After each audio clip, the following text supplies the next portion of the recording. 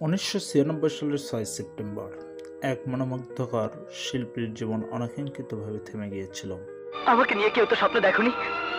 দেশের লাখো ভক্ত হারিয়ে ফেলেছিল তাদের প্রিন্স সালমান শাহকে, কিন্তু আজ 29 বছর পর সেই হত্যাকাণ্ড রূপ নিয়েছে এক নতুন মোড়ের। তবে তখন থেকে প্রশ্ন উঠেছিল, এটি আত্মহত্যা নাকি পরিকল্পিত হত্যা।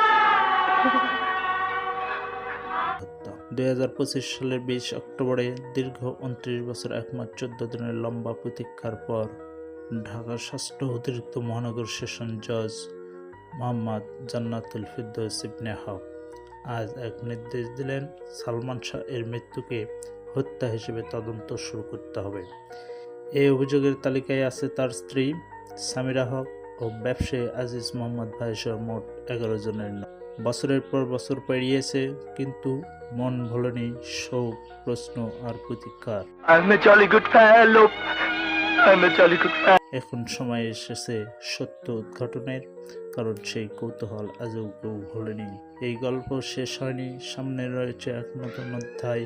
এই বিচার কার্য সঠিক ও সুষ্ঠুভাবে সম্পাদিত হলে যেমন শান্তি পাবে সালমান শাহর আত্মা, তেমনি তার পরিবার পাবে ন্যায় বিচার। আমরাও প্রতীক্ষায় থাকলাম সেই অপেক্ষার।